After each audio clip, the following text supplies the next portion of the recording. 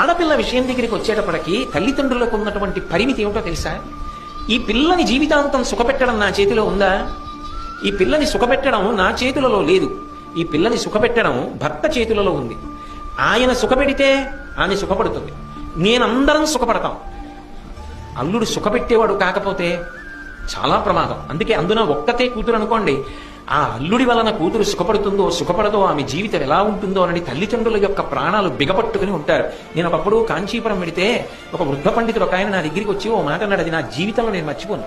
ఆయన నాతో అన్నాడు, ఏదో మాట్లాడుతూ, కోటేశ్వరరావు గారు, అల్లుడు మంచివాడైతే భగవంతుడు తన కడుపున పుట్టిన కొడుకులతో పాటు వీరొక కొడుకుని ఇచ్చినట్టు. అల్లుడు మంచివాడు కాకపోతే తన కడుపున పుట్టిన కూతురు ప్రతిరోజు మరణించినట్టు. ఒకసారి చనిపోయింది అనుకోండి కళ్ళ ముందు కూతురు, ఎంత ఏడుస్తారు తల్లిదండ్రులు. అల్లుడు మంచివాడు కాడనుకోండి, ఆ కూతురు గురించి ప్రతిరోజు ఏడుస్తూనే ఉంటారు తల్లిదండ్రులు.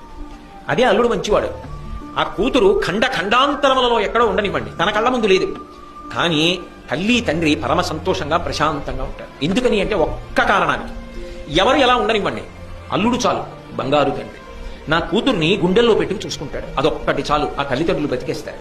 మిగిలిన వాళ్ళు ఎంత అనుకూలంగా ఉండనివ్వండి, అల్లుడు ఒక్కడు సరైన వాడు కాడనుకోండి, ఆ కూతురు నాన్నగారు ఇవాళ ఇలా ఇబ్బంది పడ్డాను, నాన్నగారు ఇవాళ ఇలా ఇబ్బంది పడ్డాను అని చెప్తుంటే ప్రతిరోజు కూతురు చచ్చిపోయినంత బాధపడతాడు కదా గురువుగారు.